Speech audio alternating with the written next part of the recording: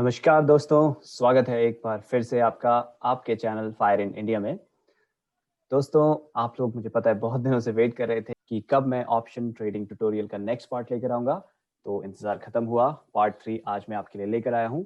जिन लोगों ने पार्ट 1 और पार्ट 2 नहीं देखे हैं, उनके लिए मैं वीडियो के लिंक डिस्क्रिप्शन में दे दूँगा। प्लीज़ उन्हें पहले देखिए, उसके बाद ये पार्ट 3 देखिए, ताकि आपको सारी कहानी पूरी समझ में आए। तो आज की वीडियो में मैं बात करने वाला हूँ बाइंग कॉल और पुट ऑप्शंस। हम ऑप्शन ट्रेडिंग में दो चीजें कर सकते हैं, या तो बाय कर सकते हैं या तो सेल कर सकते हैं। किसे? कॉल्स को या फिर पुट को। तो आज की वीडियो में मैं कॉल और पुट को कैसे बाय करते हैं उस पर वीडियो बना रहा हूँ। सेल कैसे करते हैं मैं अलग से बनाऊंगा, क्योंकि दोनों को ही मैं पूरा इलेबोरेटली कवर करना चाहता हूँ जितना पॉसिबल हो। और एक में ही कवर करने में बहुत कंफ्यूजन हो जाएगा, बिकॉज दोनों में अलग अलग तरीके से हमें हैंडल करनी होती हैं चीजें। तो आज फोकस करेंगे बाइंग पर। तो सबसे पहले मैं आपको बताता हूं कि आपको ऑप्शन ट्रेडिंग एक्टिवेट कैसे करनी है जीरोधा में, क्योंकि मैं जीरोधा प्लेटफॉर्म यूज करता हूं। मैं जीरोधा में ही आपको डेमो दे पाऊंगा। अगर आप कोई और प्लेटफॉर्म करते हैं use, like ICICI direct, SMC online, angel broking, आप प्लीज गूगल करके देख लीजिए कैसे एक्टिवेट करते हैं। लेकिन जीरोधा के लिए मैं आपको लाइव डेमो देता हूँ आज। तो बाय डिफॉल्ट ये ऑन नहीं होता। अगर आपने जब फॉर्म भरा था जीरोधा का और सेलेक्ट नहीं किया, तो आपको अलग से एक्टिवेट कराना पड़ेगा। अगर एक्टिवेटेड नहीं है तो वो देखते हैं कैसे करते हैं। तो मैंने लॉग इन कर लिया अपनी वाइफ के अकाउंट में, उसके जीरोधा के अकाउंट में, जहां मैं आपको आज सारा डेमो देने वाला हूं। तो एक्टिवेट करने के लिए एक बार आप लॉग इन हो जाएं, यहाँ टॉप में अपने आईडी पे क्लिक कीजिए और कंसोल में जाइए। कंसोल के अंदर आप यहाँ सेक्शन देखेंगे एक्टिवेट सेगमेंट, उसे क्लिक कीजिए और उसके बाद एक और बार इस एक्टिवेट बटन को क्लिक कीजिए। यहाँ पे आपको दिख जाएंगे ये ऑप्शन इक्विटी डेरिवेटिव्स, उसके अंदर आता है एनएसई फ्यूचर एंड ऑप्शन। यहाँ मैंने ऑलरेडी एक्टिवेट कर लिया है तो मैं दोबारा नहीं कर सकता, लेकिन आपको ये बॉक्स चेक करना है। एनएसई बीएसई अभी कमिंग सून है तो अभी शायद कर नहीं सकते, मैं एनएसई को यूज करता हूँ। तो ये बॉक्स चेक करने के बाद आपको ग्रॉस इनकम सेलेक्ट करनी होगी कि आपकी साल की इनकम कितनी है, किस रेंज में है। और उसके बाद इनकम प्रूफ देना होगा। अगर आप जानना चाहते हैं क्या क्या इनकम प्रूफ है, यहाँ पे मोर इन्फो पे क्लिक कीजिए। इस नए लिंक में आपको ये डॉक्यूमेंट्स दिख जाएंगे कि क्या क्या आप यूज कर सकते हैं इनकम प्रूफ को दिखाने के लिए। वो आप यहाँ अपलोड कर दीजिए। और अगर आपकी फाइल पासवर्ड प्रोटेक्टेड है तो आप यहाँ पासवर्ड डाल सकते हैं, अगर नहीं है तो छोड़ दीजिए इसे और सबमिट बटन दबा दीजिए। 1 से 2 दिन के अंदर, जीरोधा वाले बहुत फास्ट हैं, वो आपका ये एक्टिवेशन कर देंगे अगर सारा इनकम प्रूफ वगैरह सब कुछ ठीक हुआ तो।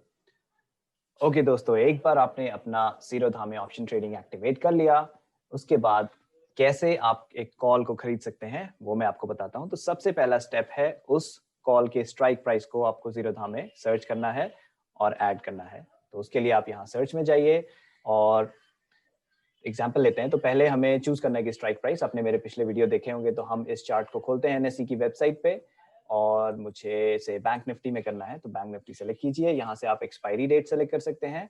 से हम 18 फेब की ही सेलेक्ट करते हैं जस्ट फॉर एन एग्जाम्पल। यहाँ पे आपको स्पॉट प्राइस दिख जाएगा जो भी करंट प्राइस है। अभी मैं मार्केट क्लोज होने के बाद ये वीडियो बना रहा हूँ, तो ये क्लोजिंग प्राइस है। ठीक है। अगर आप लाइव मार्केट में ये करेंगे तो जब जब आप इस पेज को रिफ्रेश करेंगे, ये आपको लाइव उस वक्त का प्राइस दिखाएगा और आपको टाइम कोड दिखा देगा कि कितने बजे वो प्राइस था। ठीक है। उसके बाद आप इस चार्ट में टेबल में नीचे जाइए और चूज कीजिए कि आपको कौन सा स्ट्राइक प्राइस लेना है।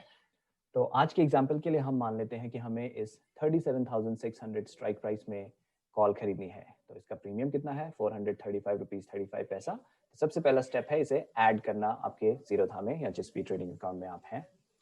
तो यहाँ पे सर्च में अगर आप सिंपली डाल देंगे 37,600, यहाँ पे आप देखेंगे बैंक निफ्टी के ही आ रहे हैं, क्योंकि इस लेवल का और किसी में अवेलेबल होगा नहीं, इसलिए जैसे मैं कम कर देता हूँ अगर 376, तो आप देखेंगे अलग ऑप्शंस भी आ रहे हैं, बट 37,600 बैंक निफ्टी में ही है। इस तरह आप कर सकते हैं। यूजुअली मैं ऐसे ही करता हूँ, या फिर आप प्रिसाइज होने के लिए बैंक निफ्टी टाइप कीजिए और फिर 37,600 टाइप कीजिए। वो सिर्फ बैंक निफ्टी के आपको दिखाएगा। ठीक है। सबसे टॉप में आप देख सकते हैं ये फेब एक्सपायरी यानी कि लास्ट थर्सडे ऑफ फेब है, उसे छोड़ देते हैं। हम एग्जांपल के लिए 18 फेब को कंसीडर कर रहे हैं। और आपको यहाँ दो चीजें दिख रही होंगी। तो ये है सीई ऊपर वाला यानी कि कॉल, और नीचे वाला है पीई यानी कि पुट। तो हम अभी कॉल को ऐड कर लेते हैं। आप चाहें तो डायरेक्टली यहाँ से बाय ऑर्डर भी डाल सकते हैं, लेकिन मैं यूजुअली क्या करता हूँ, मैं ऐड कर लेता हूँ ताकि मुझे वो यहाँ दिखता रहे और जब तक वो एक्सपायरी ना हो मैं रोज उसे यहाँ देख सकूं कि प्राइस कैसे अप एंड डाउन जा रहा है। तो एक बार ऐड करने के बाद अब हम इसमें बाय कर सकते हैं। तो इसके ऊपर अगर आप चाहेंगे, आप बाय पे क्लिक कीजिए, ये बॉक्स पॉपअप हो जाएगा आपके पास, जहाँ पे आप ऊपर देख पाएंगे कि आपने बैंक निफ्टी का 18 फेब एक्सपायरी का 3600 स्ट्राइक प्राइस का सीई यानी कि कॉल ऑप्शन चूज किया हुआ है और 25 इसका लॉट है। ठीक है, बाय डिफॉल्ट 25 यहाँ फिल होके आ जाएगा और यहाँ पे लास्ट ट्रेडिंग प्राइस फिल होके आ जाएगा। उसके ऊपर देखें ओवरनाइट और इंट्राडे के ऑप्शन है। अगर आप इंट्राडे करते हैं उसका मतलब है कि आप आज खरीद के आज ही बेच के निकल जाएंगे, वो है इंट्राडे। और ओवरनाइट है मतलब कि आप इस पोजीशन को आगे लेकर जाना चाहते हैं, जब तक कि एक्सपायरी ना हो उस बीच आप ट्रेड करना चाहते हैं। तो ओवरनाइट सेलेक्ट कीजिए और यहाँ पे मार्केट और लिमिट, ये बहुत इंपॉर्टेंट चीज है, आपको लिमिट पे ही करना चाहिए, ये मार्केट पे कभी मत कीजिए, क्योंकि मार्केट का मतलब है जो भी मार्केट में प्राइस अभी करेंटली अवेलेबल है, कोई भी जिस प्राइस पे सेल कर रहा है वो उस पे मैं खरीद लूं। ठीक है, ये एक डेस्परेट बाइंग होगी, नहीं ऐसा नहीं करना। आप लिमिट लगाइए ताकि आप प्राइस डिफाइन कर सकें कि इससे ऊपर गया तो मुझे नहीं खरीदना है, हाँ इससे नीचे अवेलेबल है तो मुझे दे दो, लेकिन इससे ऊपर मैं नहीं खरीदना चाहता। तो लिमिट ऑर्डर डालिए हमेशा। ठीक है, आपको नीचे मार्जिन दिख जाएगा, ये वो अमाउंट है जो आपको पे करना पड़ेगा। सिंपली ये कैलकुलेट कैसे हो रहा है, ये प्रीमियम प्राइस इनटू 25 और ये अमाउंट आ गया आपके पास। तो अगर आप बाय क्लिक कर देंगे, ये ऑर्डर मार्केट में चला जाएगा। अगर कोई सेलर इसे सेल करने के लिए रेडी है, अभी अवेलेबल है, तो आप बाय कर पाएंगे। तो उस पर क्विकली बात कर लेता हूँ कैसे आप देखें। कई बार क्या होता है, आपने ऑर्डर डाला लेकिन वो बाय नहीं, वो पेंडिंग में अटक जाता है। तो उसके पीछे रीजन क्या है, अगर आप इसके ऊपर जाएं और मार्केट डेप्थ में जाएं, यहाँ आपको दो सेक्शन दिखेंगे, लेफ्ट में है बिड ब्लू कलर में और राइट में है ऑफर रेड कलर में। बिड का मतलब है कोई इसे कितने प्राइस पे खरीदना चाहता है। तो अभी आप देख सकते हैं किसी ने 422 रुपीज 15 पैसे की बिड डाली है, किसी ने इस प्राइस की अलग अलग बिड्स डाली हैं। ये टॉप 5 बिड्स हमें दिखा रहा है यहाँ पे। और ऑफर लोग इस सेल कितने पे करना चाहते हैं, कोई 432 पे, कोई 435, अलग अलग चीजें हैं। तो आपका जो ऑर्डर जब आप बाय दबाते हैं, ये जो प्राइस है 435 रुपीज 35 पैसा, ये लास्ट ट्रेडिंग प्राइस जो कि आपको यहाँ दिखेगा वो पिक करता है। ठीक है, कई बार क्या होता है, जैसे यहाँ तो 432.35 है, यानी कि अगर ये लाइव मार्केट में मैंने ऑर्डर डाला होता है ये एग्जीक्यूट हो जाता, क्योंकि कोई सेल करने को तैयार है इससे भी नीचे प्राइस में।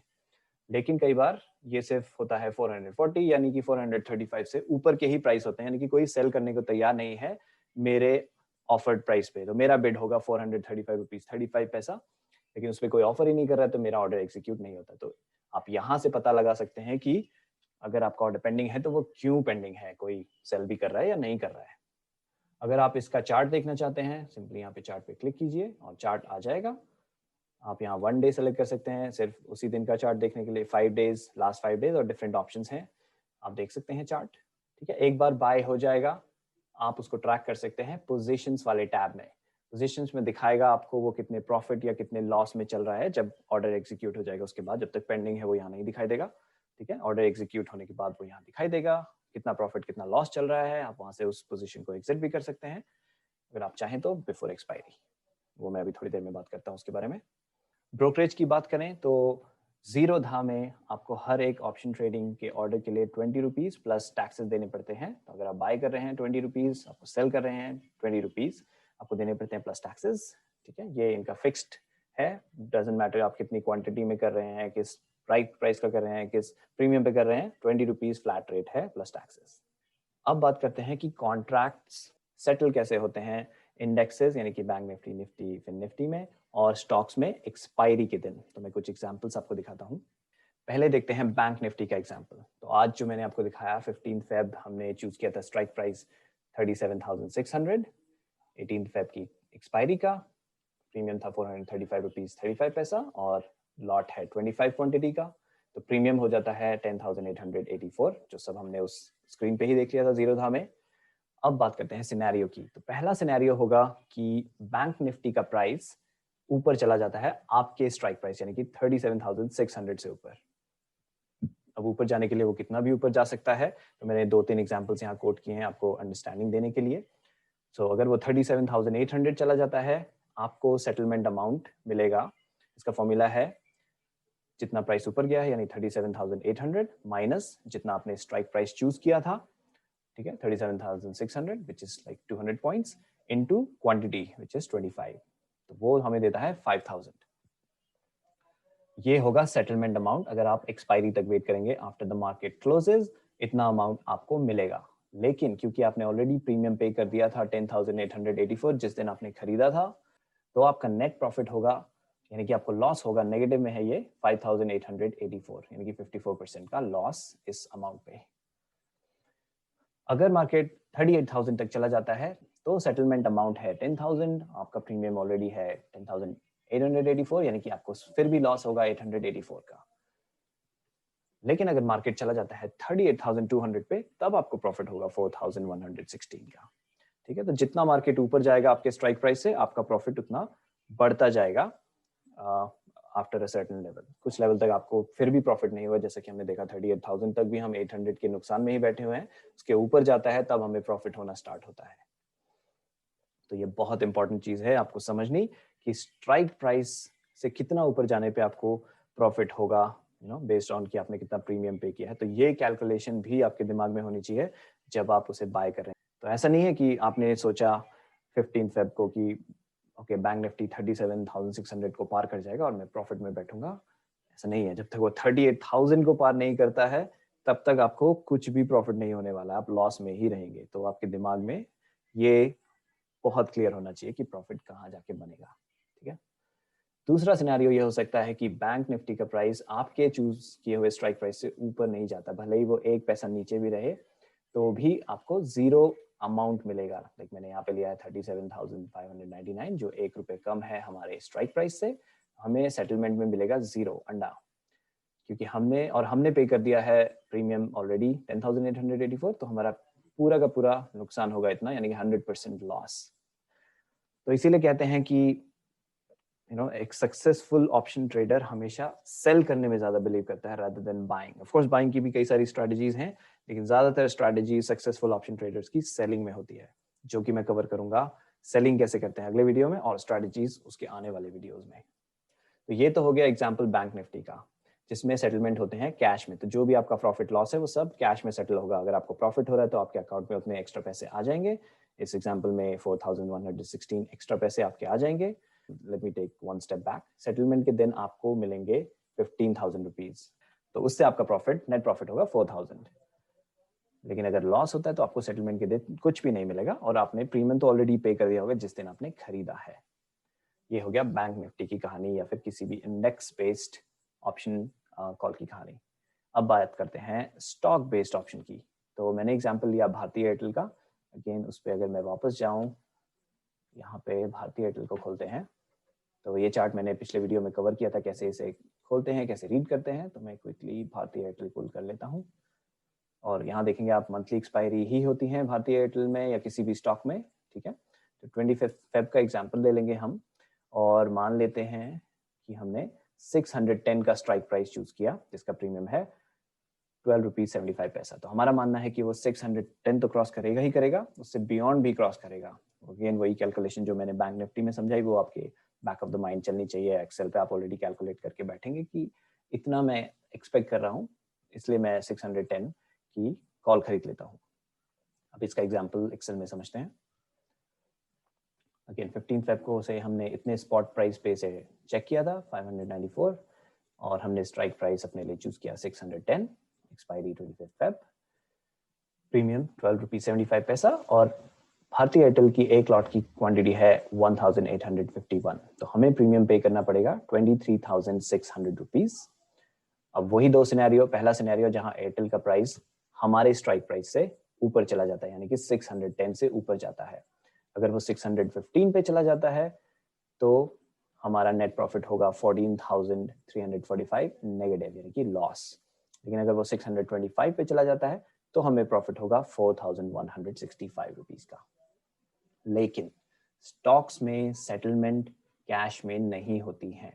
अगर आपके चूज किए हुए स्ट्राइक प्राइस से ऊपर चला जाता है ये, आपको डिलीवरी लेनी पड़ेगी सेलर से।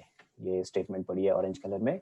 आपको एक्सपायरी के दिन 1,851 शेयर खरीदने पड़ेंगे एट द कॉस्ट 610, इररिस्पेक्टिव उस दिन एयरटेल का प्राइस कितना है। मतलब ऑफ कोर्स वो 610 से ऊपर होना चाहिए, आपके स्ट्राइक प्राइस से ऊपर होना चाहिए।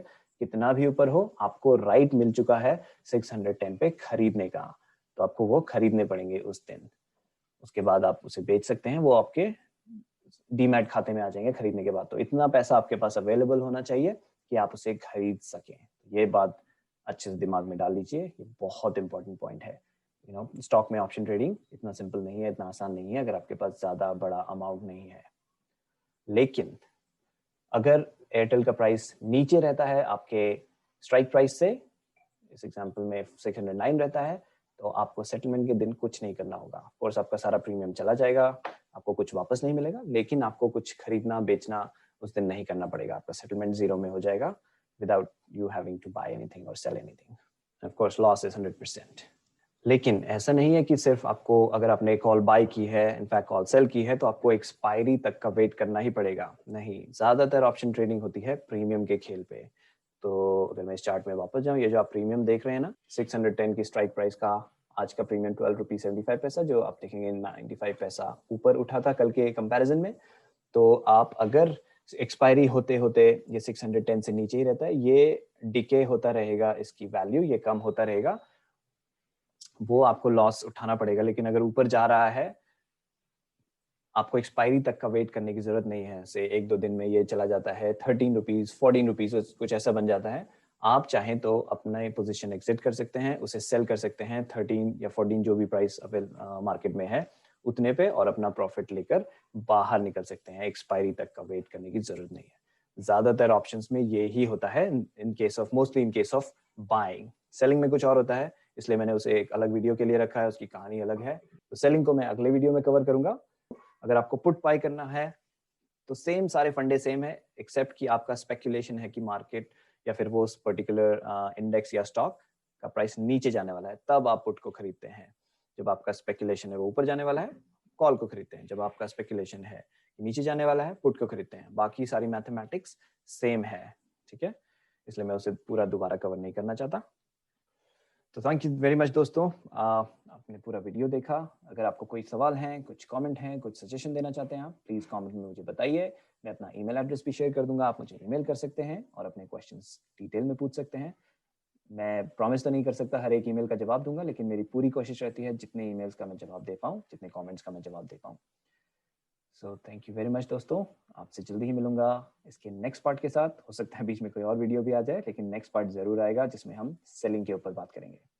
तब तक के लिए अलविदा दोस्तों, फिर मिलूंगा जल्दी ही आपसे। Bye bye.